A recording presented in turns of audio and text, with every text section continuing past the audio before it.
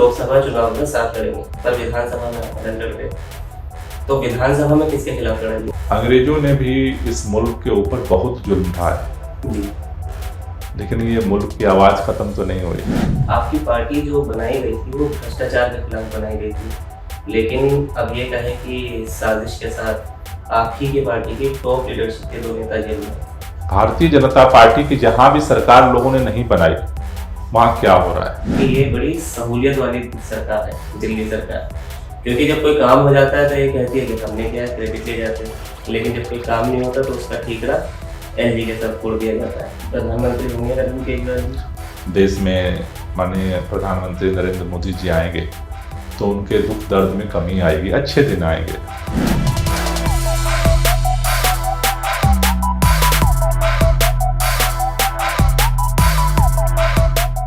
नमस्कार, मैं हूं अखिल और आज एक बार फिर से आपके सामने हाजिर हूं एक और दिग्गज नेता के साथ। और वो दिग्गज नेता कौन है? गोपाल राय जी, जो अरविंद केजरीवाल जी के सबसे पुराने साथियों में से एक है। कैबिनेट मिनिस्टर है दिल्ली सरकार में, और इसके साथ ही उनके ऊपर सबसे बड़ा जो कहा जा रहा है, क्योंकि आने वाले मौसम को देखते हुए पर्यावरण विभाग जैसे डिपार्टमेंट का जिम्मा गोपाल राय जी के कंधों पर है। तो आज पर्यावरण और उसके साथ साथ दिल्ली की जो समस्याएं हैं, राजनीति से जुड़ी कुछ बातें गोपाल जी से रखेंगे। गोपाल राय जी, आपका बहुत बहुत स्वागत है एबीपी लाइव पर। शुक्रिया। कैसे हैं आप? मैं खैरियत से।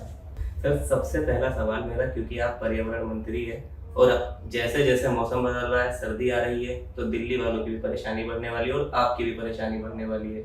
बड़े मेहनत वाले दिन आने वाले हैं आपके। निश्चित रूप से जी, तो इसके लिए आपकी क्या तैयारी है? देखिए, दिल्ली के अंदर सर्दियां ज्यों-ज्यों बढ़ती हैं जी, तो दिल्ली की जो पूरी भौगोलिक स्थिति है, उसमें दिल्ली का जो प्रदूषण का स्तर है वो भी बढ़ता जाता है। बिल्कुल। उस बढ़ते हुए प्रदूषण को कैसे कम किया जाए, इसके लिए पिछले दिनों दिल्ली के मुख्यमंत्री माननीय अरविंद केजरीवाल जी ने 15 सूत्री एक्शन प्लान दिल्ली के सामने रखा कि उसमें सरकार को क्या करना है, लोगों को क्या करना है, दिल्ली को क्या करना है, दिल्ली के जो पड़ोसी राज्य हैं उनको क्या करना है, कैसे करना है, उसको लेकर के एक खाका उन्होंने दिल्ली के सामने रखा। और उस विंटर एक्शन प्लान में जो 15 सूत्री एक्शन प्लान उन्होंने घोषित किया, उस एक्शन प्लान में प्रदूषण को पैदा करने वाले हर सोर्स को कैसे कम किया जाए, उसको लेकर के पूरी जो है वो रूपरेखा उन्होंने रखी। चलिए, तो खैर ये तो ही पर्यावरण की बात, जो कि आने वाले दिनों को देखते हुए बहुत जरूरी है। इस पर एक्शन प्लान वैसे केजरीवाल सरकार इससे पहले भी काम करती आई है और अभी भी इस बार पहले से ही केजरीवाल सरकार तैयार हो गई है। अब आते हैं लोकसभा इलेक्शन पर। लोकसभा इलेक्शन होना तो 2024 में है, लेकिन गोपाल राय की तैयारी अभी से शुरू हो गई है। तो आपकी पार्टी की क्या तैयारियां है, क्या रणनीति है? देखिए, हमारी पार्टी की एक ही तैयारी है, और जो हम 24/7 12 महीने करते हैं वो काम ही हमारी ताकत है। तो विपरीत परिस्थितियों में भी दिल्ली के लोगों के लिए हमने काम किया है जी। और आज भी दिल्ली के लोगों के लिए अरविंद केजरीवाल की सरकार काम कर रही है, और उस काम को हम निरंतर जारी कर रखे हुए हैं। और हमें भरोसा है कि पहले भी हमें लोगों ने सपोर्ट काम के आधार पे किया, आगे भी सपोर्ट हमें काम के आधार पे करेंगे। आप मुझे एक बात बताएं, क्योंकि मुझे ये वाली बात गोपाल राय जी समझ नहीं आई अभी तक भी। जब मुंबई में बैठक हुई गठबंधन की, केजरीवाल जी ने साफ कहा कि आने वाले दिनों में कई ताकतें होंगी जो इस गठबंधन को तोड़ने की कोशिश करेंगी, और वो कहीं ना कहीं अब नजर भी आ रहा है। लेकिन कहीं ना कहीं एक फैक्टर ये भी है कि एक तरफ तो ये कहा जा रहा है कि हम लोकसभा चुनाव में साथ लड़ेंगे पर विधानसभा में आप अलग लड़ रहे, तो विधानसभा में किसके खिलाफ लड़ाइए? नहीं, पहली बात है कि कई बार इंडिया के गठबंधन ने यह स्पष्ट किया है जी कि इंडिया गठबंधन लोकसभा चुनाव के लिए बनाया गया है। बिल्कुल, ये पहले दिन से सबको क्लियर है, बिल्कुल क्लियर है, उसमें कोई दुविधा नहीं है किसी को। रही बात कि अलग अलग राज्यों में अलग अलग जो चुनाव हैं, उसमें पार्टियां अपने अपने हिसाब से ही चुनाव लड़ रही हैं, और उसको लेकर के सभी पार्टियां अपनी अपनी तैयारी कर रही हैं। तो मुझे लगता है कि इसमें किसी तरह कन्फ्यूजन नहीं है, किसी को कन्फ्यूजन नहीं है। तो विधानसभा में तो कहीं ना कहीं बात अटक सकती है सर। मेरे ख्याल से ऐसा नहीं है। अब सब पार्टी अपनी अपनी तैयारी कर रही हैं, और उसका लोकसभा के ऊपर कोई असर होगा मुझे ऐसा नहीं लगता। चलिए ठीक है। आपकी पार्टी जो बनाई गई थी वो भ्रष्टाचार के खिलाफ बनाई गई थी, लेकिन अब ये कहे कि साजिश के साथ आप ही की पार्टी के टॉप लीडरशिप के 2 नेता जेल में हैं।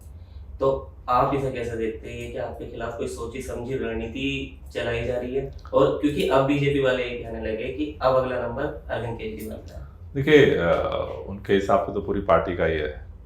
हाँ, उनको तो इस देश जी। के अंदर उनकी चाहत के हिसाब से तो उनके देश के अंदर केवल भाजपा और रहनी चाहिए, जी, और उसी के लिए वो हाथ पैर मार रहे हैं। इस देश के अंदर जहाँ भी भारतीय जनता पार्टी की सरकार नहीं है, बात किसी एक पार्टी की है ही नहीं, भारतीय जनता पार्टी की जहाँ भी सरकार लोगों ने नहीं बनाई, वहाँ क्या हो रहा है? या तो वो चाहते हैं कि वो पार्टी टूट करके इनके आ जाए, पार्टी में सरकार बन जाए, जी, नहीं तो फिर जो है वो चाहते हैं कि जो लोग हैं उनको इतनी तरह से परेशान किया जाए कि वो सरेंडर कर दें। लेकिन देखिए, अंग्रेजों ने भी इस मुल्क के ऊपर बहुत जुल्म ढाया है, जी, लेकिन ये मुल्क की आवाज़ ख़त्म तो नहीं हुई है। इसलिए रही बात भ्रष्टाचार के खिलाफ लड़ाई की, तो कल भी आम आदमी पार्टी भ्रष्टाचार के खिलाफ लड़ी, आज भी लड़ रही है और कल भी लड़ेगी। रही बात भारतीय जनता पार्टी की, ये देश के प्रधानमंत्री माननीय नरेंद्र मोदी जी की, जी। उनको ये बात जरूर सोचना चाहिए कि जुल्म जब इंतहा को पार कर जाता है तो परिवर्तन आता है। मुझे लगता है कि वो दौर धीरे धीरे इस देश के सामने जल्द ही घटित होने वाला है। 2019 में जब लोकसभा चुनाव हुए, उस वक्त विपक्ष की क्या स्थिति थी? और अब जो 2024 में लोकसभा चुनाव होने वाले, इस वक्त विपक्ष पहले से ज्यादा मजबूत हुआ है, ये क्या स्थिति है आपके? देखिए, जमीन आसमान का फर्क है। जी, पहले के चुनाव में जनता को एक उम्मीद थी कि शायद देश में माननीय प्रधानमंत्री नरेंद्र मोदी जी आएंगे तो उनके दुख दर्द में कमी आएगी, अच्छे दिन आएंगे।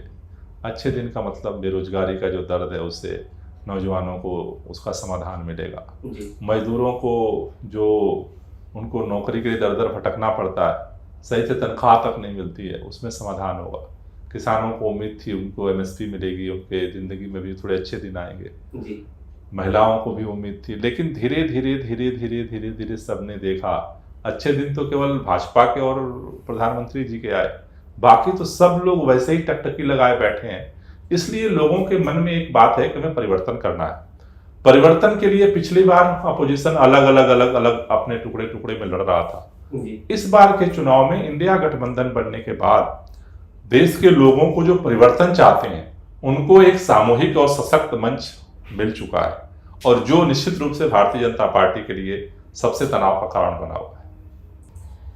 आपके विपक्षी अरविंद केजरीवाल सरकार के लिए, यानी कि आपकी सरकार के लिए, कहते हैं कि ये बड़ी सहूलियत वाली सरकार है, दिल्ली सरकार।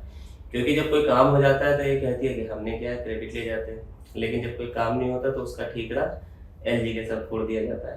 देखो, परमानेंट काम ना हो इसका इंतजाम भाजपा ने, केंद्र सरकार ने कर रखा है। जी, अब आप समझो कि जो काम होता है वो कितने जद्दोजहद के बाद होता है, डबल मेहनत आपकी। डबल, अब तो 10 गुना हो गई है मेहनत। तो ये तो सबको पता है कि कैसे काम हो रहा है।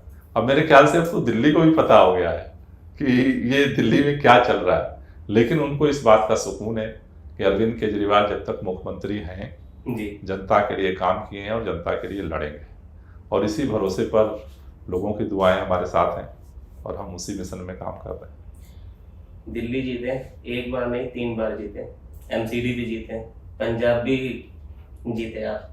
तो केजरीवाल जी का भरोसा अब इतना आया है कि वो देश में भी जीतेंगे? देखिए, निश्चित रूप से दिल्ली में लोगों ने हमें अपना आशीर्वाद समर्थन दिया, पंजाब में दिया, गोवा में हमारे विधायक जीते, गुजरात में हमारे विधायक जीते, आम आदमी पार्टी राष्ट्रीय पार्टी बनी है।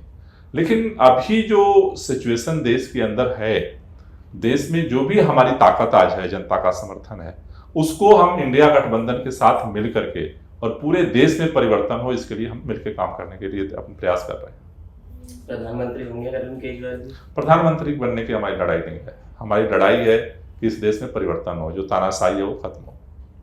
बहुत बहुत शुक्रिया गोपाल भाई जी आपका हमारे साथ बैठने के लिए।